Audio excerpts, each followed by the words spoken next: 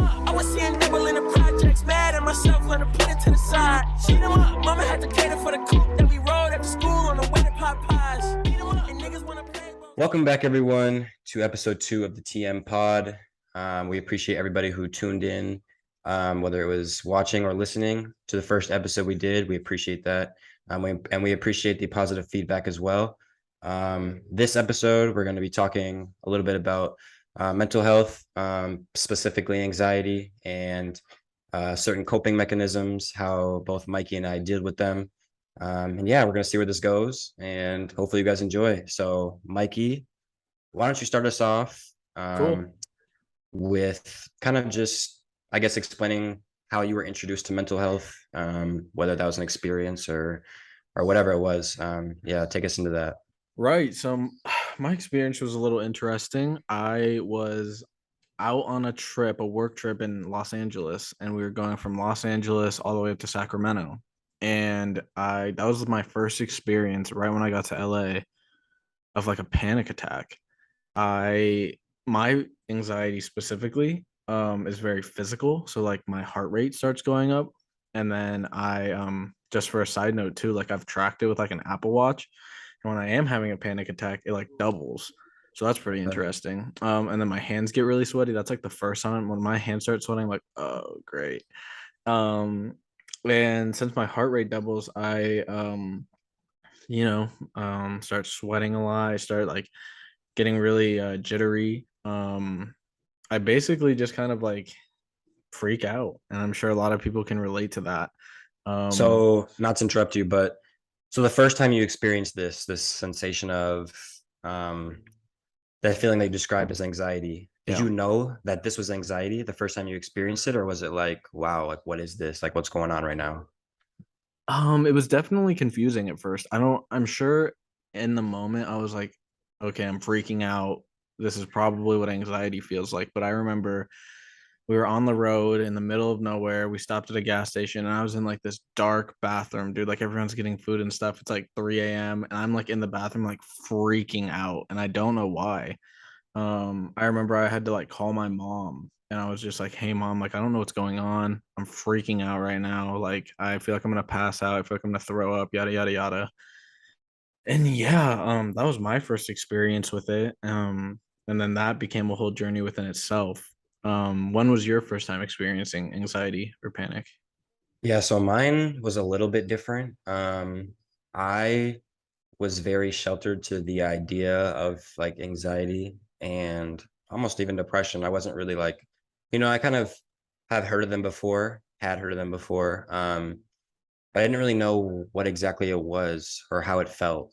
And so the first time I experienced this was my sophomore year in high school. I had a really bad basketball game with many scouts there and whatever. And so before driving home, I get to my car and I just sit down in my car and I just kind of just start crying, like, and it was kind of like uncontrollably, it was a mixture of like emotions of whether I thought I had just ruined my basketball career. It was kind of an embarrassing thing. There's a lot of emotions going through my head, and I was someone growing up where I kept all my emotions inside. I don't know why. I don't know if it was the way I was raised or what, but that was who I was. And so at this point, I felt like I just couldn't hold it back anymore. And boom, it was just nonstop tears. And at this point, I didn't even realize like, yeah, this is kind of like a mental health episode. It was just more of like, what's going on with me? Like, why am I crying right now? Right. And so it didn't take me until college to really, once I started experiencing anxiety more on a consistent basis, I started to really, that's when I first actually spoke to a sports psychologist, and really started to understand what I was going through and how I felt. And yeah, that's kind of when my experience started. But I had experiences with anxiety, here and there growing up, and I wasn't really aware of what it really was. You know what I'm That's saying? super interesting. Yeah, for sure. During college, especially with you being in the spotlight so much, did you ever, how did you deal with that in front of so many people? Like, was it easy to hide for you? Um, yes and no. I think I struggled with a lot of my anxiety before the season even started. I was homesick. I was kind of just uncomfortable. I was in an uncomfortable situation. It was preseason, which is a very tough time in college basketball. It wasn't as fun. We weren't playing games and stuff like that. So stuff got tough on me, as it can on a lot of incoming college freshmen when they first step on campus. Right. But a lot of my anxiety as things progressed came from like performance anxiety. And that's a lot of what I struggled with to this day is performance anxiety. A lot of like what if situations, catastrophic thinking. What if I go out here and shoot 0 for 10 this game? Like, what's that going to look like? What if I go and have 6 turnovers this game? Like, just putting situations in my own head that are already causing a negative way of thinking. It's And it's very all or nothing thinking is what I've yeah, been told a exactly. lot. It's like either black or white. It's not there's not like a spectrum. It's just one end or the other. It's either it's gonna be terrible or it's gonna be great, and that's where like the anxiety lays. Which is super interesting for you to hear or for me to hear. And I'm curious, what does your anxiety feel like? Like, what does it feel like for you? Yeah, for me, it's almost like a feeling of just almost shutting down, like an extreme feeling of like tenseness, like going into a sporting event, whatever sport you're playing, you want to feel loose, you want to feel free, you want to feel like your body has fluid to it. When I start to get performance anxiety and start to feel anxious, my body tightens up. Like my heart starts racing 100 miles per hour, like you were saying. But I also just Right. feel like my muscles just aren't loose. I feel very stiff and very. It's Interesting. yeah, almost like frozen. So yours And is physical, but in a different way from mine. yes, I do experience those type of physical sensations, but a lot of it Mm, is mental, I think, because it stems from overthinking. I think I'm a big overthinker, and that's honestly where my anxiety probably stems from, mm, is that aspect. But I guess we had this conversation before we started the podcast about different coping mechanisms. You right. talked about what um, sensations you feel, what experiences you go through when you have anxiety. But what do you do when this stuff happens? I know you mentioned you called your mom one time, Yeah, but yeah. say what if that option is not available? Um, how do you cope with these experiences? Right. A lot of the especially when I was like really trying to figure out my anxiety, a lot of these episodes happened when I didn't feel like I was in my safe space, which was like my apartment for me. So Yeah. every time it got really debilitating because it was like, oh, like I can't leave the house now without freaking out. Like even when I get in the car to go down the road to the store, like not even 5 minutes, I'd freak out. I'd like literally feel like I can't drive because felt like I was gonna pass out. So in those moments, I would like literally do anything I can to like bring myself back to present time, because I feel like when I'm anxious or I'm like having a panic attack, I'm nowhere near like thinking about, oh, what am I doing right now? And it's hard to do that when I'm driving or doing something where you have to pay attention.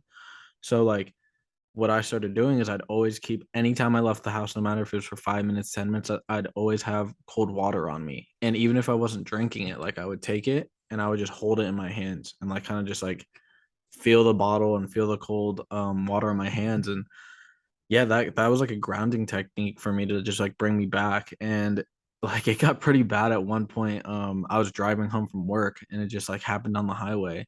And I probably looked like a maniac, dude. I took my shirt off while I was driving and I started pouring water on my head, like literally just so I could feel it on my body. And yeah, that's probably one of the biggest things that I've done. And I know in my journey of therapy, I have tried a lot of different things. Like some people say, tense each muscle in your body, starting from your head to your toes, and work your way down. And then that's supposed to like release it. And it's like you focusing, or it's like count one thing that's green in your environment, and then two things that are purple, and then three things all the way up to five.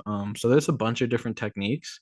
But for me, the water personally just helped a lot. I don't know. Do you have any techniques that you do when you're going through these things? Yeah, I think the biggest one for me is breathing. Really trying to slow down my heart rate. Right. So meditation is a good practice for me to, in the moment, it helps a lot, but also just to even start my day on a calm note. I think that's a very positive tool for me. But that's my biggest one, I think, that I've come across. And it, everybody's technique or way of calming themselves down is unique.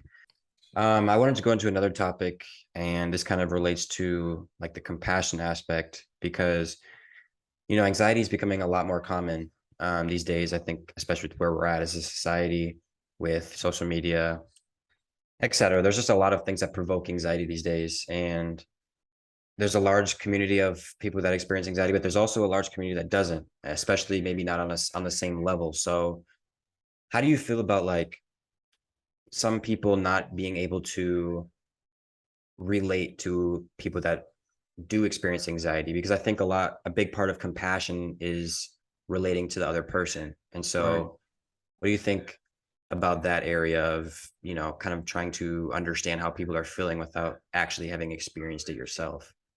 It's tricky because I feel like I've been on one end of the conversation for so long. It's hard to be like think back to when I didn't have anxiety and how I looked at people that did. And I don't even think I was having those conversations at that point, which is really interesting to think about. And so I think like my biggest advice for people that don't have anxiety or don't deal with it and are trying to relate to people that do is just like you just need to I guess not try to relate, but just try to show compassion and show support because I know a lot of times when I was having panic attacks and feeling anxiety in a social setting, the best thing I could do is to address it. And every single time I've done that, I've not once had an experience where someone was like, "Oh, you have anxiety?" Like no one has ever given me that attitude or like honestly, it's led to more conversations, and then the usually the room opens up more. Even if you're not dealing with it, they're like, learning about the topic and just being in that environment. So I think addressing it, if you are the one with anxiety is super important. Like if you're feeling that way, because then you're not hiding it and you're not trying to hide it. And I think that's the worst part about having anxiety socially is trying to act normal when you feel awful. So Yeah, that's my take on it. I struggled with that for a long time.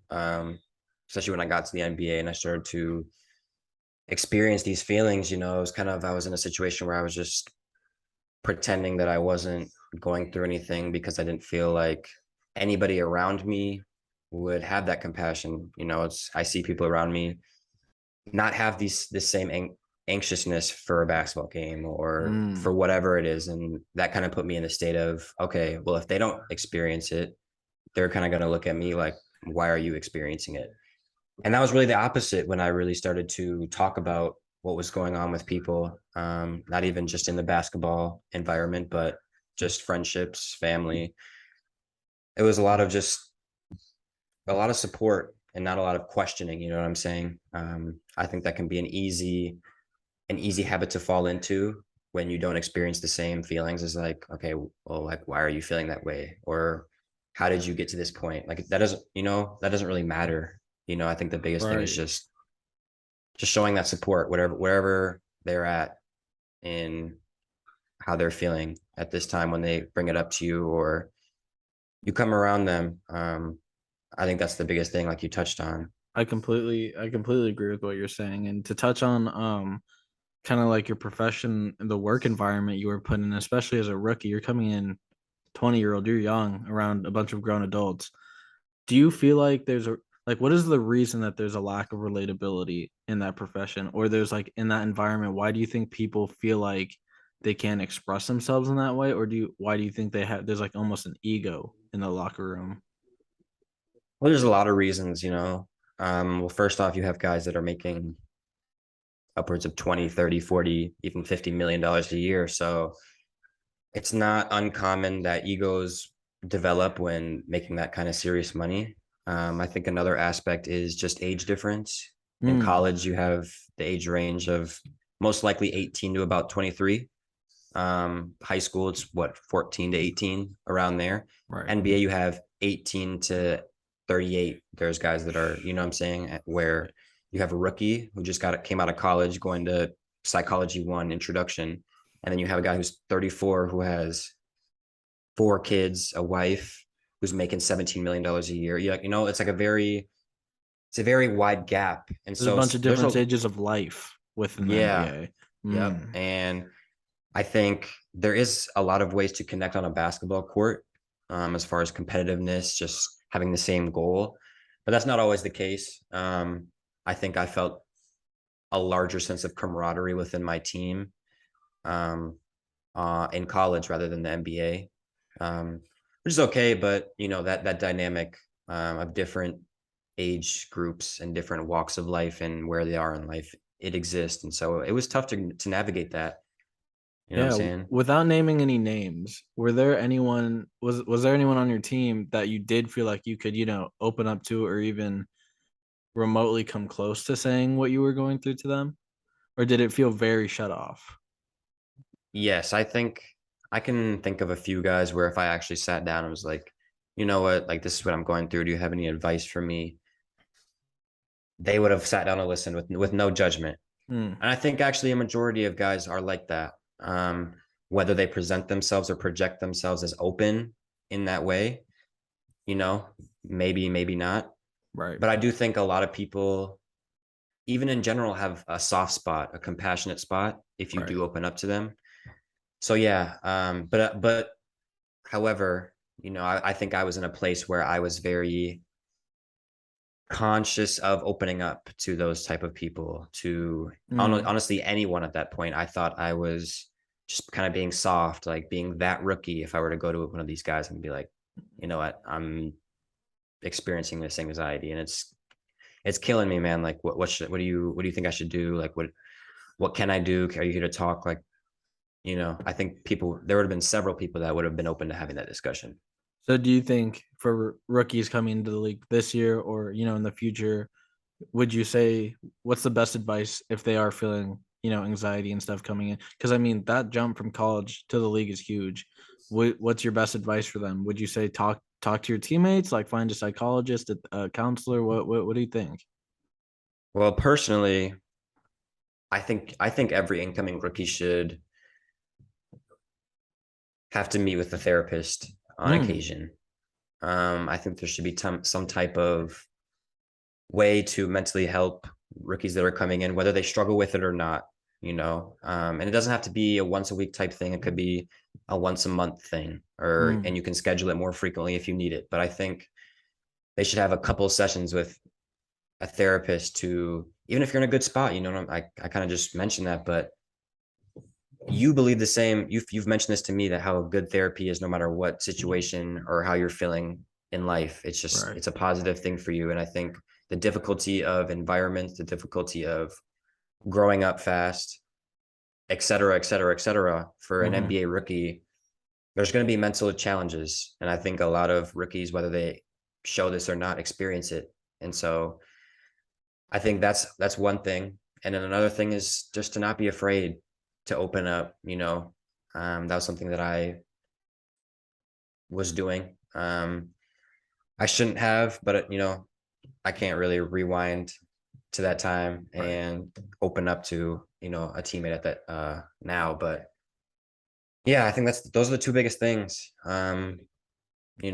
Maybe create a solid circle of people you feel comfortable talking to, whether that's a friend, parent, uncle, relative, whatever it is, and keep them Right. around. You never know when a day might feel lonely and you need to talk to someone. So that's the biggest advice I would give. I think that's great advice, man. And yeah, to touch on what you were saying, yeah, you and I have talked about this a lot. And I think, therapy, people think, oh, I need to go to therapy when, I'm in a slump or I'm in the worst time of my life. But me personally, I think going to therapy, you should go when you're feeling your best. And the reason why I say that is therapy, especially in my personal journey with it, in my first leg of it, because I've done three legs of it now in my life. And in my first leg, I was in such a bad place where I wasn't ready to heal or start, the process of healing. I just was like every week going into the sessions, dumping, emotional dumping, like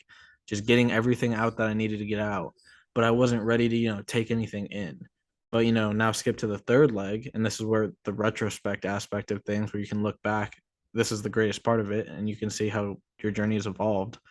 In my third leg, I'm in such a great place where now it's like, okay, I can practice when something or a situation might hit the like shit hit the fan. I know like good coping mechanisms. I know good ways to deal with it, healthy ways to deal with it, instead of, just shutting all those ideas out and, being just feeling sorry for myself. And so, yeah, I think even if you don't feel like you need it right now, I think counseling and talk therapy or whatever it is that whatever avenue of therapy that you choose, you can do it at any point of your life, whether you're feeling good or bad. Yeah, and I think for myself, I have tried, well, I still continue to, but psychedelic therapy. And the biggest part of this is, you enter these journeys, these trips, quote unquote. We like to call it journeys. Right. Like for those who take psychedelics, I think journey is a very communal word for it, but nonetheless, you go into these journeys and you see these crazy things. You have these messages that you try to unravel and make sense of, and it's difficult on your own. You exit the journey and you kind of come back and you're like, all right, I saw XYZ. What does all this mean? And for me, I would schedule it to where I would do my psychedelic journey and meet with my therapist right after. I'm fresh out, my mind is full of empathy, like I'm feeling great.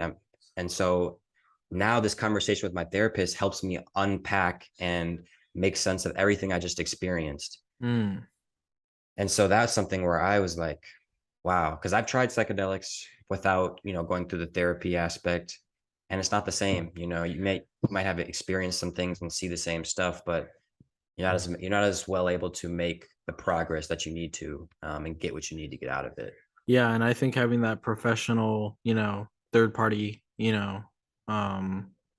just kind of outlook on things and support is super important. Someone that's well versed in this, medically trained. I think that's really important to have that.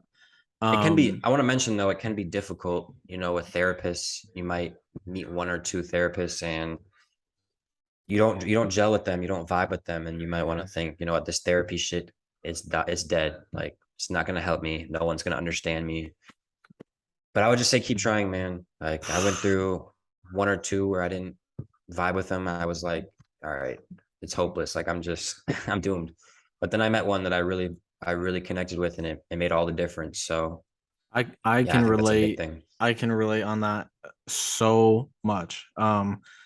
Yeah, I think especially as a kid too, my parents would put me in therapy just to talk and stuff. And I think when it's forced or like it's not your decision, you just completely shut it off. And I think people get a bad taste of therapy in their mouth is say they don't gel with their first person, or maybe they don't gel with the second person. They're saying, yeah, I'm cool off this. But no. Like, you got to give it a try, because at some point you will find someone that relates to you, someone that you feel comfortable with, and then literally like the journey begins there. And it's so helpful, man. And I think that that's a great point that you bring up. Yeah, absolutely, man. And I think touching on the psychedelic stuff, like I think we have a guest lined up in the future where we can dive more into that. And he's very well versed in it. Um and yeah, I think that'll be really interesting. And I'm sure a lot of people have a lot of questions about that, because it's very I almost want to say taboo right now. It's very About new. the psychedelic stuff. Psychedelic therapy, I think it's very new, and I Yeah, think yeah, people will probably have a lot of questions about it. So just know that we are going to address that more. That is for a later episode that is coming up. So yeah, that's super interesting stuff. Appreciate you sharing that, man. of course. I think to move forward here, how do you feel looking back on your entire journey thus far? The journey's not done, but to where you are now, Dude, how difficult was it? You know what I'm saying? Like, are you proud of yourself for all the stuff? Because I sure am. I'm extremely proud of myself for digging myself out of the hole that I was in. Because it can get to a dark place. You know what I'm saying? definitely. And it takes a lot of strength I've even seen from not just you, but peers, family members. Like, it takes a lot of strength to dig yourself out of that hole. So tell me about how you look back on your whole journey. Dude, looking back on my whole journey, and of course it's still going on, is really it's a trip, dude. It's like it's emotional thinking back on it because like entering therapy, you're in such a in my like in my journey, I was in such a bad place that looking back on it now and seeing the progress that I've made, and you know, every week when I go in and I talk to my guy, man, he tells me, you even coming in here today is a step. Like that's a win in itself. And I think in therapy, you got to count the little things. And so like there's big wins and there's little wins within the therapy, and I'm extremely proud of myself.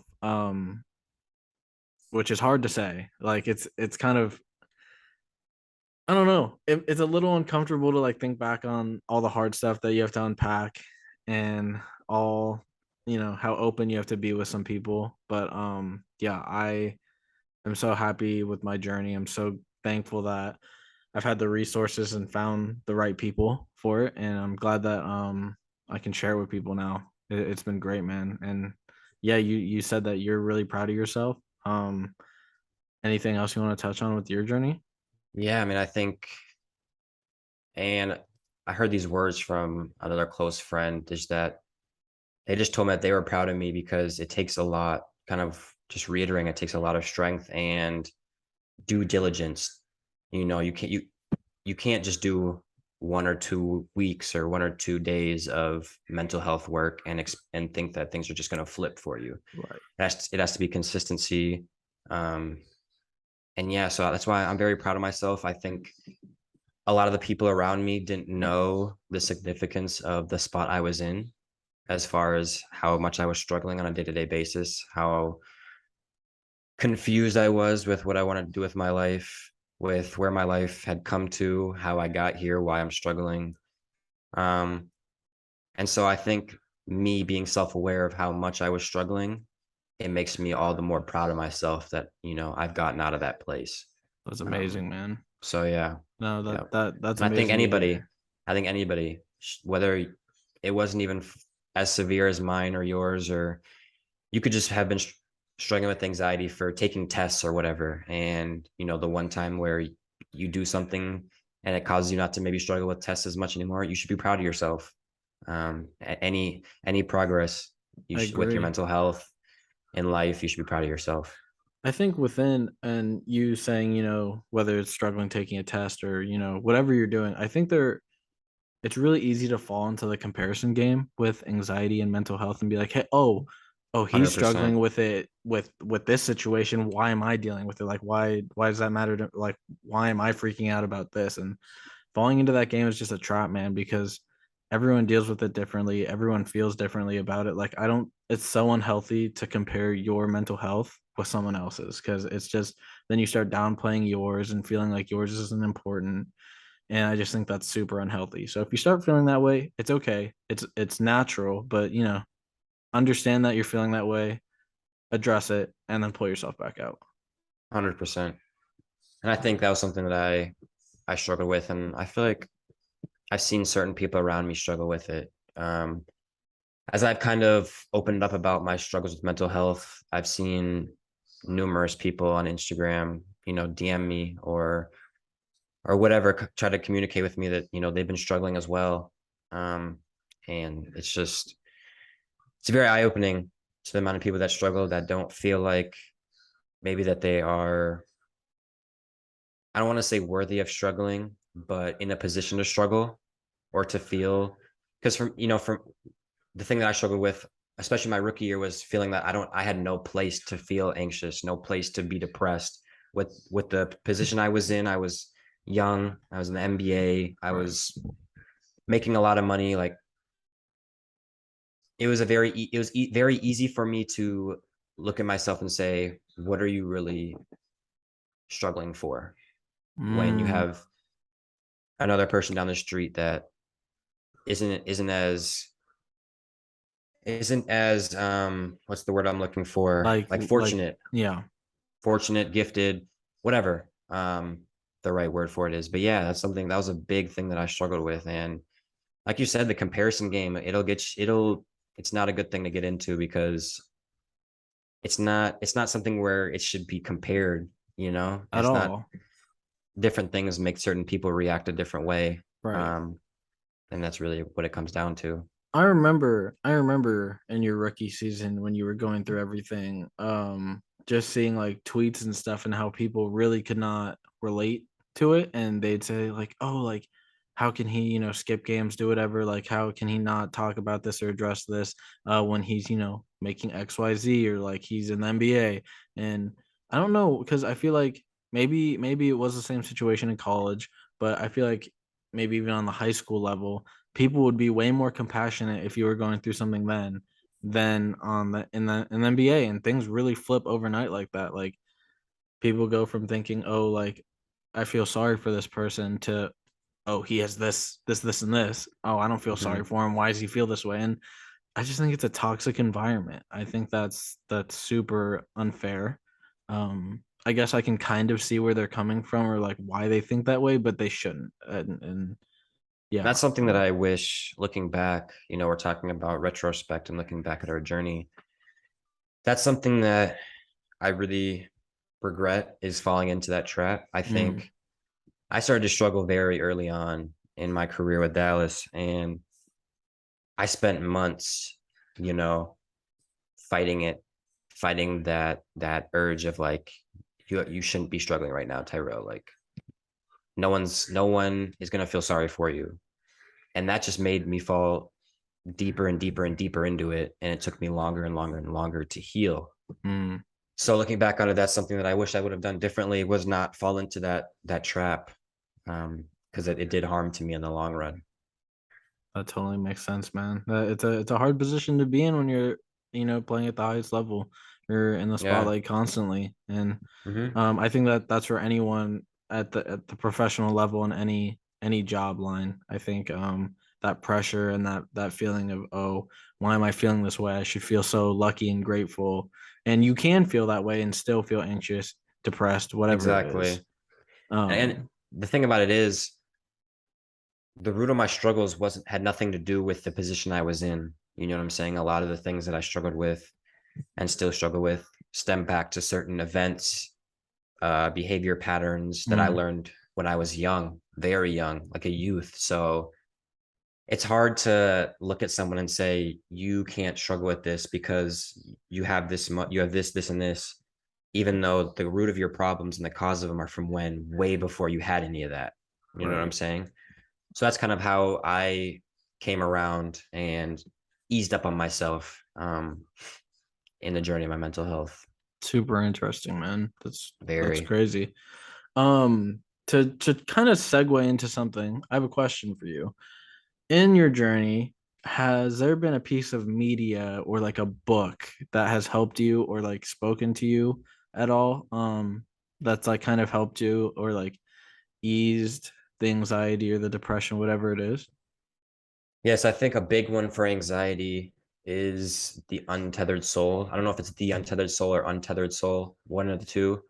Um, but it's a very, very good book about just teaching you different perspectives on anxiety, how to deal with them, what anxiety truly is. Hmm, It was a very good piece of work for me to learn what anxiety was, I think. And it gave me a different perspective on how I should handle it, where it's coming from. And so that's a big thing. I think reading different pieces, but has helped me a lot. But I think that one stood out to me the most that's by awesome. I'll have to check far. that one Yeah. out for sure. Yeah, definitely. Not I don't quite remember who the author is, but yeah, maybe we'll put a note in the description or something like For that sure. For to the sure. We'll book. pop it up. But No, how that's about you? great. Are you a reader, podcast? Because I listen to podcasts too, and I think there are some really good ones. But are you one of those I feel media like intakers, I feel like with consumers? TikTok in our generation, my attention span has gone down significantly. So it's pretty Yeah. hard for me to sit down and read a book or something. But a movie definitely helped me when I was struggling really bad with anxiety. I was like in between my parents' house and an apartment. I was staying in an Airbnb, and I watched this movie on Disney Plus. It's called Free Solo. It's about this dude, and he climbs a mountain in Yosemite with no ropes. Like he literally just climbs it. And Is this like a basi- cartoon or is this like a no, this real is like this is a real real shit? thing. Like this guy, Oh, he's okay, the okay. only one that's done this. It's called, and he literally, his name's Alex Honnold. And I could go on and on and on and about this because I've watched this movie over 1,000 times. But basically, in a nutshell, um, he says a quote that really stuck out to me is he says, it's really easy to mix up anxiety and like the feeling of anxiety and excitement.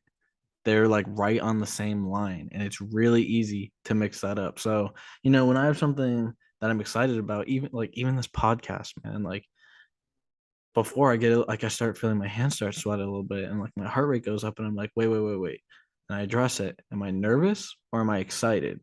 Like, am I feeling anxious or am I excited? And so like that line and starting to look at things in that perspective was really interesting to me. And Mhm. another part real quick is he gets a MRI, like a brain scan, because people are like, how are you climbing these mountains with no ropes? Like literally, if you slip off or something out of your control happens, you literally die. And so they scan it and they do this test where they show they've done studies on it, like out of 100 people, they flash these images, and if something in your brain activates called your amygdala, which is your fight or flight response, um, that is basically like the study or base of like, oh, this is scary, this is not scary. and Yeah, his yeah, I and, understand. and his amygdala didn't fire for any of it. and Okay, and that's there's crazy. a part of it where he goes, is my amygdala, like, does it not work? And the person goes, no, like it works, but it's like working so hard, and it's always you know on the edge because he climbs these mountains, that normal stuff that people are scared of doesn't scare him. So Hmm. that made me take a step back and go, why? And this kind of plays into the comparison game, but for me it was in a healthy way. It was like, wait, if his is only activating when he's climbing these mountains, like facing real life or death situations, which I feel like that's where a lot of anxiety stems from. Is like, I feel anxious about yada yada yada. I feel like I'm gonna die, whatever. I was like, why do I feel this way about going to the store? Why do I feel this way about doing these day to day tasks? So that actually got Yeah. me out of my safe space and out of my house more than I thought. Just thinking like, it's just the store, like nothing's gonna happen, you're fine, like you've done this a million times. And so just taking that, I highly recommend it. It's called Free Solo. It's on Disney Plus. It's a great movie. Yeah. I highly recommend watching it. But that was a piece that really stuck out to me. Oh yeah, that story is dope, man. I think I've heard about that before, like that whole fight or flight thing. That makes a lot of sense how it's almost like a tolerance thing if you kind of want to compare the two a little bit. So yeah, that's very interesting. I Oh think yeah, it's crazy. one of the last things I want to talk about is just we mentioned it a little bit before in this episode is consistency, and maintaining positive practices for your mental health. So are there certain things that you do on a consistent basis that are healthy for your mental, you know what I'm saying, to keep you in that good space? Um, like just certain habits or maybe even day-to-day routines that you've picked up. Um, that's such a good question, man. It's hard for me because I actually, for the past year or maybe even two now, I went, the traditional medical route. And so I've been on medication to help me. Um, and right now I'm actually in that transition period where I'm trying to lean off of it and trying to get off it. And I've used it as a crutch for so long. It's a really uncomfortable transition period for me right now. So like, yeah, my counselor brings it up all the time. He's like, "Hey, did you practice your breathing techniques? Did you do this and that?" And I was like, "No, like I'm not, like I didn't." And so like I personally struggle with prioritizing myself in that way because I have this crutch to lean on, like, "Oh, I'm feeling anxious, let me just take this medication real quick." So I think that's an end of the spectrum on my end, where you kind of mentioned that you meditate and you do these healthy practices. So I'd love to know your way of doing stuff because I could learn from that. Yeah. I kind of want to go on a side note from I want to respond to something you said before I get into that. If that's okay. You used to rock climb a lot. Mhm. I don't remember when you started, but there was a period where you were going a lot, Yeah. and you enjoyed it. Was that something that helped your mental Yeah, health, definitely.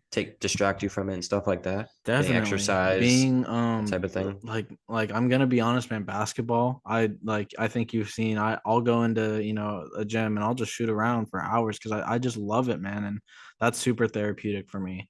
Or like rock climbing was so amazing for me. Unfortunately, I got in a car accident, had to do a bunch of therapy on my hand, and it was kind of like I couldn't do anything for a while. So I kind of got into a slump right there. And still kind of going through that. But no, yeah, the exercise part of things, and like, with rock climbing, there's like an achievement, there's a goal that you're trying to reach. And so that was like really rewarding and fulfilling. And I think with basketball, it's like one of those instantly rewarding things. It's like every time you hit a shot, it's like you get a little hit of dopamine. You're like, oh, okay. Yeah. So I think yeah, the sports were really big. So yeah, I didn't even think of that, man. I appreciate you bringing that up. Nah, yeah, I remember that. But to get into kind of my habits, and I think this was something that was emphasized to me a lot during my journey. It's just practicing like healthy habits. I think meditation, and I've struggled with doing every one of these on an everyday basis. Some days I do it, some days I don't, which, you know, um, maybe I should be doing them every day, but also it's sometimes nice to take a break. Right. But yeah, I think meditation, I think journaling. I'm currently writing a book, so that helps my mental spot. I think it's a good mental health activity. Obviously going to therapy on a consistent basis, which isn't every day, but it's a consistent thing that I do. So these are a few Mm, things. Obviously the gym, I think exercise is a big thing that helps your mental health. yeah. So yeah, I think those are things I wanted to touch on that because I just remember someone told me that, you can do all this work for your mental health. You may think you made the biggest progress that you've made yet, biggest strides, but how mental health is linear. Some days are going to be good, some days are going to be worse. And to keep having those healthy habits and to keep practicing those things, I think allows you to make progress instead of either being stagnant or eventually regressing. So I Mm, wanted to touch on that. But yeah, I think this is a good spot to wrap up episode 2. definitely, man. And it Thank was you a everybody for sorry yeah, to thank interrupt. No, yeah, I just want to say it was a little heavier than the first one. I know you guys mhm. probably weren't expecting that. But I think But it was that's really, really important. yeah, that's the transparency, pardon, and the vulnerability that we want to display within this podcast. And I think Right. next episode we plan to bring on a guest and have guests moving forward who also are going to be willing to be transparent and show some vulnerability with you guys. And so, yeah, I just kind of want to say thank you for everybody who listened Yeah, to thank you episode guys. 1 and even maybe through this episode. And we have more content on the way, and we hope you guys look forward to checking it out. So once again, we Definitely. appreciate it, and we're signing off. Yep. Appreciate you guys.